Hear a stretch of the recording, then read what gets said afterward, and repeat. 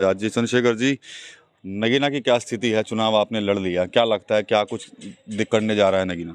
नगीना से आज़ाद समाज पार्टी का प्रतिनिधित्व जो है वो दिल्ली जा रहा है और वहाँ की जनता ने हम पे भरोसा दिखाया है, आशीर्वाद दिया है। एक उनके मन में डर है कि ईवीएम बदली जा सकती है, ईवीएम से वोटों की चोरी हो सकती है, इस बात का डर है। और उसके लिए भी वो खुद से ही नज़र बनाए हुए हैं, क्योंकि मुझे तो बाहर जाके काम करना है। तो इसलिए नगीना की जनता के इस आशीर्वाद को भूलूंगा नहीं। मुझे पूर्ण भरोसा है कि एक बड़े मार्जिन से हम लोग वहाँ जीत रहे हैं। चुनाव आप नगीना में लड़ रहे थे, लेकिन जो चाहे इंडिया गठबंधन हो चाहे एनडीए हो, तमाम नेता हेलीकॉप्टर वहाँ रोज उतर रहे थे और आप अकेले थे चुनाव लड़ने के लिए। कैसा लगता है, कितना संघर्ष आपने किया है और क्या स्थिति रही होगी वहाँ पर? देखिए, संघर्ष खूब किया है, लेकिन मैं धन्यवाद दूंगा वहाँ बीमारी में आज़ाद समाज पार्टी और तमाम नेताओं को जो हमारे साथ जुड़े, जिसमें बीएसपी के लोग भी थे, समाजवादी के लोग भी थे, कांग्रेस के लोग भी थे, आम आदमी पार्टी के लोग भी थे, एआईएम के लोग भी थे, जिन्होंने हमें समर्थन दिया और हमारी मदद की। किसान संगठनों में भी जाति के आधार पर बहुत सारी जातियों के लोगों ने, पाल, प्रजापति, कश्यप, जाट, गुर्जर, यादव, चौहान, त्यागी, वाल्मीकि समाज के लोगों ने भी एक मुश्त हमें समर्थन देकर हमें मदद कराई, क्योंकि वो भी ऊब गए हैं। बहुत पार्टी, बहुत नेता उन्होंने देख लिए, लोगों नेता भी बहुत हैं, नीतियाँ बहुत है, लेकिन नीयत नहीं है। तो उनको पता चंद्रशेखर यादव को मौका मिलेगा तो चंद्रशेखर करके दिखाएंगे, नौजवान है और वो भी चाहते हैं कोई नया व्यक्ति आके मौका मिले। उन्होंने मेरा संघर्ष देखा है। तो बाकी हेलीकॉप्टर तो रोज़ उतरे, मुख्यमंत्री 3-4 बार आए, जेपी नड्डा जी आए और समाजवादी के बड़े नेता तो 2-2 बार आए आखिरी दिन भी, लेकिन वो पर्याप्त भीड़ नहीं जुटा पाए। बसपा के भी बड़े बड़े नेता आए, हमारी जो बड़ी नेता जिनका हम सम्मान करते वो भी आए। एक उनकी पार्टी में नए नए जो है नौजवान एक नेता तैयार हुए हैं, विरासती नेता, सोने की चम्मच लेके जो पैदा हुआ, वो भी आए। सब आए, लेकिन जनता हमारे साथ थी और जनता का आशीर्वाद के बिना कोई भी नेता आगे नहीं बढ़ सकता है। तो जनता हमारे साथ थी, उनका आशीर्वाद हमें, इसलिए हम लोग आगे बढ़ रहे हैं, ऐसा हमें भरोसा है। नेताओं को तो बहुत देख लिया उन्होंने, फिर भी जुल्म हो रहा है, अत्याचार हो रहा है, फिर भी संविधान खत्म हो रहा है। इन सब के नेताओं के रहते संविधान कमज़ोर हो गया है, ये भी जनता देख रही है। उनको कोई मजबूत आवाज़ चाहिए, इसलिए उन्होंने चंद्रशेखर यादव पर भरोसा दिखाया। अच्छा, अब क्या कुछ प्लानिंग है? जो चरण बचे हैं उत्तर प्रदेश के अंदर, क्या रहेगा कि आप कहीं इंडिया गठबंधन के खिलाफ तो कहीं अब प्रत्याशी नहीं उतारेंगे या प्रचार प्रसार करेंगे कहीं जाकर, या एनडीए के खिलाफ? देखिए, एनडीए से मेरा कोई वास्ता नहीं है। इंडिया अलायंस के लोगों को मैंने बहुत समझाया, लेकिन वो जब मेरी सीट पे मदद नहीं कर पाए तो वो हमारे लोगों की क्या मदद करेंगे। तो मैं तो पार्टी का एक ईमानदार कार्यकर्ता हूँ, समर्पित। पार्टी का जो आदेश होगा हम लोग उसका सम्मान करेंगे। कई जगह पे हम लोग लड़ रहे हैं और कई जगह पे हम लोगों को समर्थन किया, जैसे हनुमान बेनीवाल जी को हमने वहाँ, मेरे अच्छे साथी ने समर्थन किया। आज भी पार्टी में चर्चा है, पार्टी फैसला लेगी शायद जो है पप्पू यादव जी को और जो है हिना साहब जो है उनको भी शायद जो है पार्टी शायद अब उनके बारे में सोच रही है कि उनको मदद कैसे करनी है। और बहुत सारी सीटें ऐसी हैं जहाँ पार्टी ने वहाँ रहते हुए स्टेट वाइज जो है, क्योंकि हमारा तानाशाही नहीं है, अगर स्टेट चाहता है, वो लड़ना चाहता है तो हम लोग उनकी मदद कर सकते हैं। जब तक हम इंडिया अलायंस से प्रयास कर रहे थे तब तक हमने उन सबको रोक के रखा था, लेकिन जब इंडिया अलायंस ने हमारा साथ दिया तो वो कह रहे हैं कि भाई हम अपने पार्टी कैडर को क्यों मरने दें, तो हमें भी चुनाव लड़ने हैं। आज हमारे लोग चुनाव लड़ेंगे तो कल जो है सीखेंगे भी, तो भविष्य में अपने विधानसभा चुनाव भी लड़ेंगे। तो पार्टी का जो फैसला होगा हम लोग उसका सम्मान करेंगे। कल बिहार में और झारखंड में कुछ प्रत्याशी उन्होंने लड़ाने के लिए वहाँ की स्टेट की टीम ने रिकमेंडेशन किया है और पार्टी ने उसको अप्रूवल भी दे दिया है।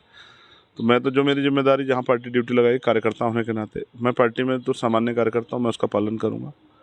उत्तर प्रदेश का पहला चरण आपने देख लिया, कहीं ना कहीं वोटिंग परसेंटेज बहुत डाउन गई है इस बार की। सहारनपुर में भी गई है, लेकिन फिर भी सहारनपुर ऊपर रहा है सबसे। क्या लगता है, क्या कारण मानते हैं? हमारा जिला है ना, इसलिए ऊपर रहा है। अब देखो, पूरे देश में सबसे ऊपर रहा है ना। तो बेसिक ये है कि जनता इन नेताओं को देख चुकी है और जनता का भरोसा इन नेताओं के प्रति नहीं रहा है, और वो उसके में के अंदर बहुत गुस्सा है कि उनके मुद्दों पे कोई बात नहीं हो रही है। धर्म की राजनीति, जाति की राजनीति आगे आ जा रही है, तो जनता में गुस्सा है। और हम उस तरह से एक समाज भी नहीं बना पाए, तैयार समाज नहीं बना पाए, वोट की वैल्यू नहीं समझा पाए लोगों को। तो बहुत कम लोग वोट की वैल्यू समझा। अब ये काम हमारा जनता को जागरूक करना। हम तो चाहते हैं 100% पोलिंग हो, तभी असल में निकल के आएगा कि जनता किसके साथ खड़ी है।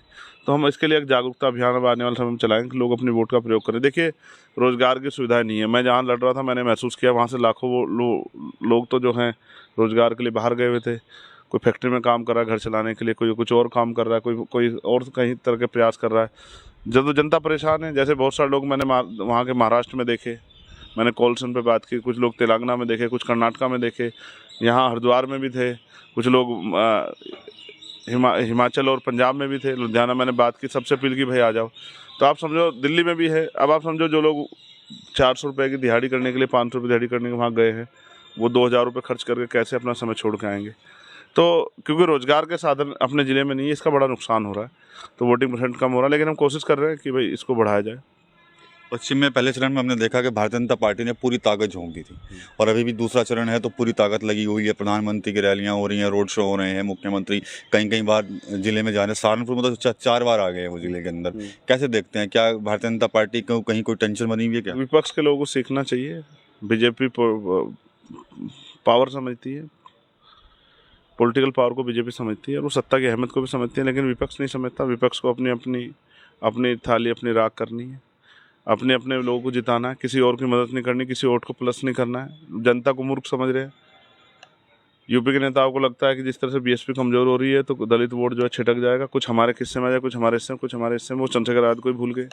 उनको नहीं पता कि एक मजबूत सशक्त आवाज चंद्रशेखर आजाद तैयार हो रही है। अब देखो, मुझे हराने के लिए कितना प्रयास किया गया, जबकि चाहिए था कि मेरे जैसे व्यक्ति को साथ लेके पूरे देश में भाजपा को रोकने में मदद करते, मेरी मदद लेते, मुझसे काम लेते, लेकिन नहीं लिया गया। इसका मतलब ये है कि उनको मुझसे कोई इनसिक्योरिटी है और वो भाजपा को हराने के लिए लड़ रहे हैं, वो अपनी पार्टियों को आगे बढ़ाने के लिए लड़ रहे हैं।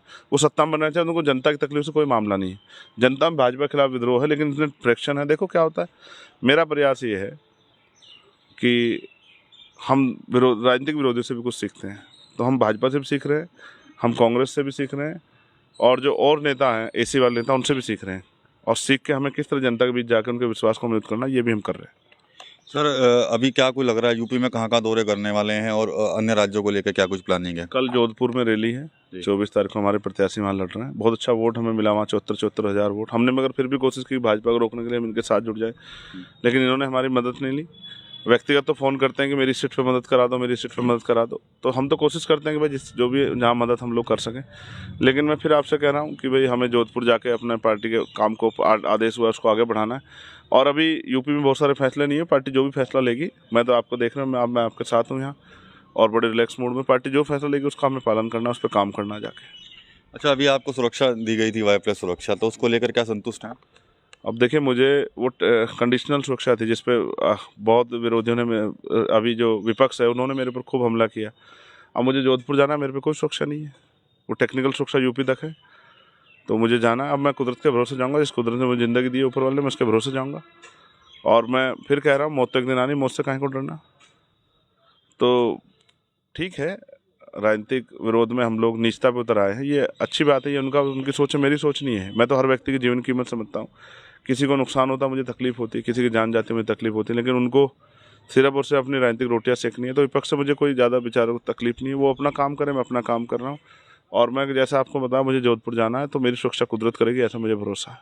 अच्छा, जो यूपी में अब जो चुनाव चल रहा है, तो ऐसे में जो बहुजन समाज पार्टी के नेता हैं मायावती, उनको लेकर कहा जा रहा है कि वो कहीं ना कहीं बहुत गेम चेंजर के रूप में उभर कर आ रही हैं, कई जगह नुकसान हुआ है उनकी वजह से अन्य दलों को भी। देखिए, वो बड़ी नेता, मैं उनका हमेशा सम्मान करता हूँ। मैं वो जो कुछ फैसला लेंगे बहुत सोच समझ के लेंगे, उन पर कुछ नहीं कहना चाहता। 400 पार का नारा दिया है, क्या लगता है आपको कितनी सीटें मिलेंगी? जनता तय करेगी, 400 पार होंगे या 40 पार होंगे, 200 पार होंगे या 4000 पार हो जाए, जनता तय करेगी। मैं क्या कह सकता हूँ, जनता लोकतंत्र में मालिक है। जनता बहुत परेशान है, ये सच है। विपक्ष अगर अच्छा प्रयास करता तो शायद भारतीय जनता पार्टी 200 सीट पार नहीं कर पाती, 150 सीट पार नहीं कर पाती। लेकिन विपक्ष ने जिस तरह से अपने अपने बारे में सोचा है, और वो नहीं चाहते कोई मजबूत आवाज़ उठे, इसका नुकसान होगा, मुझे ऐसा लगता है। तो विपक्ष पर भी कहीं ना कहीं आरोप जो है चंद्रशेखर आज़ाद की तरफ से लगाए हैं। साथ ही साथ क्या कुछ प्लानिंग है अगले चरणों को लेकर, उसका खुलासा भी चंद्रशेखर आज़ाद ने किया है। टीवी 9 यूपी के लिए सहारनपुर से